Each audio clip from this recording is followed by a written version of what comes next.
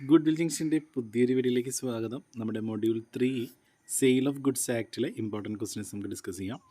ഈ sale of goods act നിലവിൽ വന്നിട്ട് 1 ജൂലൈ 1930 അപ്പോൾ അതിലാദ്യം കോൺട്രാക്ട് ഓഫ് സെയിൽ എന്നാണ് പഠിച്ചു വയ്ക്കുക. Contract of sale of goods is defined as a contract of sale of goods is contract whereby the seller transfers or agrees to transfer the property in goods to buyer for a price. അതായത് ഇപ്പോൾ സെല്ലറുടെ കയ്യിലുള്ള goods ബയ്യറുടെ കയ്യിലേക്ക് പ്രൈസിൻ്റെ അടിസ്ഥാനത്തിൽ നമ്മൾ transfer ചെയ്യുന്നതിനെയാണ് നമ്മൾ contract of sale എന്ന് പറയുക. Which means the right of ownership ആണ് കേട്ടോ. അതായത് ഇപ്പോൾ ഒരു കടയിൽ പോയി നമ്മളൊരു സാധനം മേടിക്കുകയാണെങ്കിൽ അതിന് ഓണർഷിപ്പ്, നമ്മൾ പൈസ കൊടുത്ത് മേടിച്ചാൽ അതിന് ഓണർഷിപ്പ് പിന്നെ നമ്മുടെ കയ്യിലായി അല്ലേ. അതാണ് കോൺട്രാക്ട് ഓഫ് സെയിൽ എന്ന് പറഞ്ഞാൽ. അതിൽ ആബ്സല്യൂട്ട് സെയിൽ എന്താണെന്ന് നോക്കാം.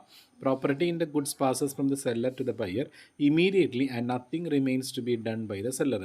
അതായത് പെട്ടെന്ന് തന്നെ നമ്മൾ എന്ത് ചെയ്യാണ്, സെല്ലറുടെ കയ്യിലുള്ള ഗുഡ്സിൻ്റെ പ്രോപ്പർട്ടിയുടെ ആ റൈറ്റ്സ് ബയ്യറിലേക്ക് പോവുകയാണെങ്കിൽ അത് absolute സെയിലാണ്.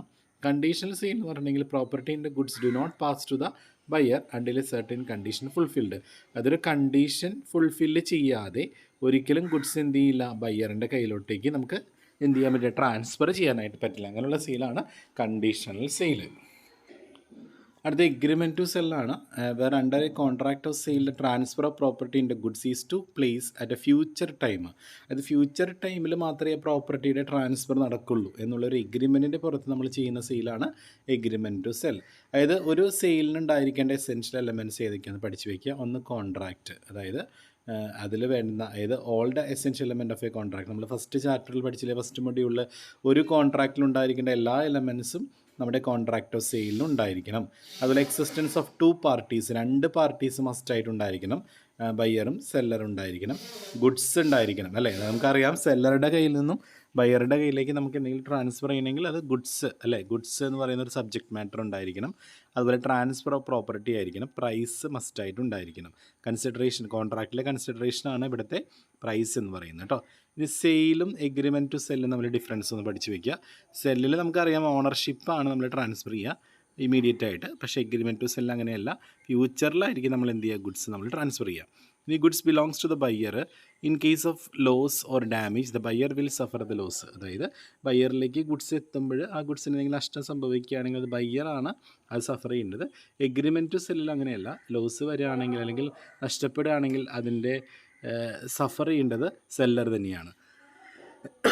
If the buyer fails to pay the price the seller can sue him for price but cannot resell the goods. അതായത് ബയ്യർ പൈസ അടച്ചില്ലെങ്കിൽ, ആ ഗുഡ്സിൻ്റെ പൈസ അടച്ചില്ലെങ്കിൽ സെല്ലറിന് എന്ത് ചെയ്യാൻ പറ്റും, സെല്ലറിന് അതിനെതിരെ കേസ് കൊടുക്കാൻ പറ്റും. അല്ലാതെ ഒരിക്കലും നമുക്ക് ആ ഗുഡ്സ് വേറെ ആൾക്ക് മറിച്ച് വിൽക്കാനായിട്ട് പറ്റില്ല. പക്ഷേ എഗ്രിമെൻറ്റ് സെൽ അങ്ങനെയല്ല. The seller can recover the goods can sue for damages. സെല്ലറിന് വേണമെങ്കിൽ എന്ത് ചെയ്യാം, ആ ഗുഡ്സ് റിക്കവർ ചെയ്യാം. If the buyer gets insolvent before he pays the price, the seller must deliver the goods to the buyer's official receiver and shall be entitled only to a rateable dividend. അതായത് buyer പൈസ കൊടുക്കുന്നതിന് മുമ്പ് buyer insolvent ആയിട്ടുണ്ടെങ്കിൽ നമുക്ക് official റിസീവറിലേക്ക് നമുക്ക് ആ goods വേണമെങ്കിൽ deliver ചെയ്യാം. If buyer gets insolvent before he pay the price the seller can refuse to deliver the goods. ഇവിടെ ബയ്യർ ഇൻസോൾവെൻ്റ് ആയിട്ടുണ്ടെങ്കിൽ പിന്നെ അയാൾക്ക് നമ്മൾ ഗുഡ്സ് എന്ത് ചെയ്യേണ്ട കാര്യമില്ല, കൊടുക്കേണ്ട കാര്യമില്ല.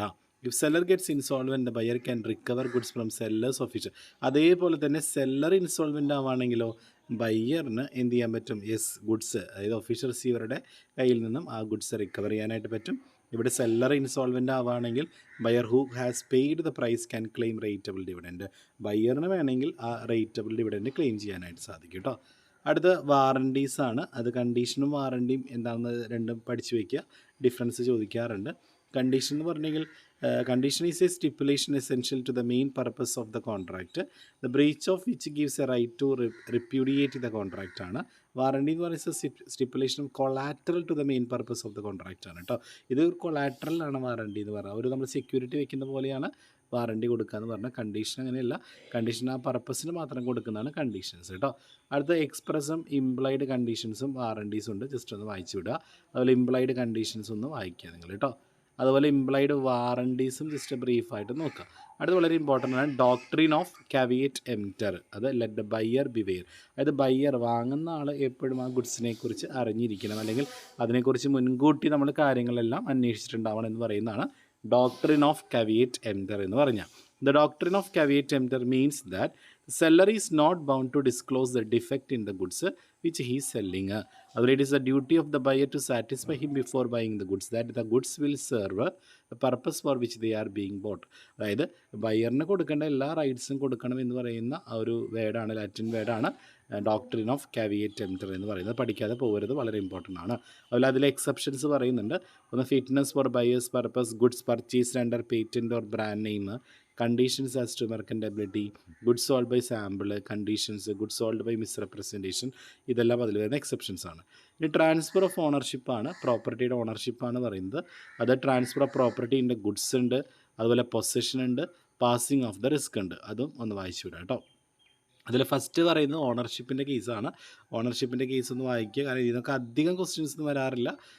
മിക്കവാറും ഡോക്ട്രിൻ ഓഫ് കാവിയേറ്റ് ടെംപ്റ്ററോ അല്ലെങ്കിൽ ഏതെങ്കിലും കോൺട്രാക്ട് ഓഫ് സെയിലോ അല്ലെങ്കിൽ കോൺട്രാക്ട് ഓഫ് സെയിലും നേരത്തെ പറഞ്ഞ ഡിഫറൻസോ അതൊക്കെയായിരിക്കും എക്സാമിന് വരുന്നത്. ഒരുപാട് അങ്ങനെ ക്വസ്റ്റ്യൻസ് ഇതിന് വരാറില്ല.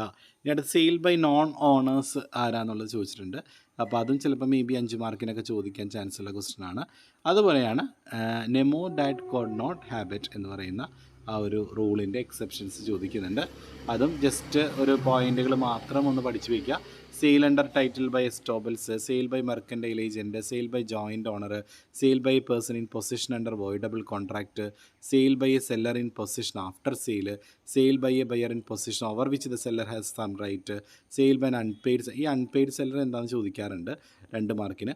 Unpaid seller who is in a position of goods after having exercised the right of lean resold goods buyer gets a good title. അത് പഠിക്കാതെ പോകരുത്, 2 മാർക്കിന് എപ്പോഴും ചോദിക്കുന്നതാണ് അൺപെയ്ഡ് സെല്ലർ ആരാണ് കേട്ടോ. ഇനി സെയിൽ ഓഫ് കോൺട്രാക്റ്റിൻ്റെ പെർഫോമൻസ് എങ്ങനെയൊക്കെ സംഭവിക്കാം? ഒന്ന്, നമ്മൾ ഗുഡ്സ് ഡെലിവറി ചെയ്യുമ്പോഴോ അല്ലെങ്കിൽ ഗുഡ്സ് ആക്സെപ്റ്റ് ചെയ്തിട്ട് പ്രൈസ് കൊടുക്കുമ്പോഴോ അവിടെ സെയിൽ ഓഫ് കോൺട്രാക്റ്റ് പെർഫോം ചെയ്യാം. എന്താണ് ഡെലിവറി ഓഫ് ഗുഡ്സ് എന്ന് പറഞ്ഞാൽ? ഡെലിവറി ഓഫ് ഗുഡ്സ് പറഞ്ഞാൽ ഒരു വ്യക്തിയുടെ കയ്യിൽ നിന്നും പൊസഷൻ മറ്റൊരു വ്യക്തിയുടെ കയ്യിലോട്ട് ട്രാൻസ്ഫർ ആവുന്നതിനെയാണ് ഡെലിവറി ഓഫ് ഗുഡ്സ് എന്ന് പറയുക. അതിൽ ആക്ച്വൽ ഡെലിവറി ഉണ്ട്, സിംബോളിക് ഡെലിവറി ഉണ്ട്, കൺസ്ട്രക്റ്റീവ് ഡെലിവറി ഉണ്ട് കേട്ടോ.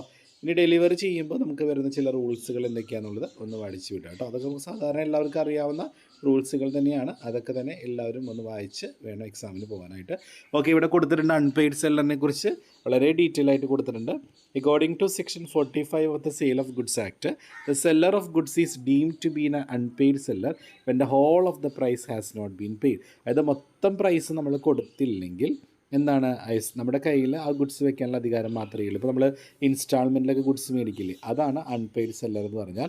Even when a portion of the price is unpaid, seller will be an unpaid seller. അതായത് സെല്ലർ അല്ലെങ്കിൽ വാങ്ങുന്ന ആൾ എന്ത് ചെയ്തില്ല, അതിൻ്റെ പ്രൈസ് മൊത്തമായിട്ട് കൊടുത്തില്ല, മൊത്തമായിട്ട് അതിൻ്റെ പ്രൈസ് കൊടുത്തിട്ടില്ലെങ്കിൽ സെല്ലറിനെ നമ്മൾ അൺപെയ്ഡ് സെല്ലർ എന്നാണ് പറയുക. Even whole of the price has been tendered and the seller refused to accept such a tender, seller ceases to be an unpaid seller. ആ സിറ്റുവേഷനിലും നമുക്ക് സെല്ലറിനെ അൺപെയ്ഡ് സെല്ലറായിട്ട് കണക്കാക്കാം. അൺപെയ്ഡ് സെല്ലർ 2 റൈറ്റാണ്. ഒന്ന് എഗൈൻസ്റ്റ് ദ ഗുഡ്സ് ഉണ്ട്, against the buyer personally ഉണ്ട് കേട്ടോ. അതുപോലെ അൺപെയ്ഡ് സെല്ലറുടെ റൈറ്റ്സ് ഒന്ന് പഠിച്ചു വയ്ക്കുക. ഒന്ന്, അൺപെയ്ഡ് സെല്ലർ എഗൈൻസ്റ്റ് ദ ഗുഡ്സിൻ്റെ റൈറ്റ് ഓഫ് ലീൻ ഉണ്ട്. അതുപോലെ by delivery to the carrier, by the delivery to the buyer, right of stoppage of goods in transit, അതായത് പകുതിക്ക് വെച്ച് തന്നെ ഗുഡ്സ് വേണ്ടാന്ന് വെക്കാനുള്ള അധികാരമുണ്ട്. അതുപോലെ തന്നെ 3-ാമത്തെ ഒരു റൈറ്റാണ് റൈറ്റ് ഓഫ് റീസെയിൽ, അത് മറിച്ച് വിൽക്കാനായിട്ടുള്ള അധികാരമുണ്ട്. അപ്പോൾ ഇതെല്ലാം നമ്മുടെ ഇതിനകത്ത് വരുന്ന അൺപെയ്ഡ് സെല്ലറുടെ റൈറ്റ്സ് ആണ് കേട്ടോ. അപ്പോൾ ഇതൊക്കെ നന്നായിട്ട് പഠിച്ചിട്ട് പോകാം കേട്ടോ. Okay, thank you.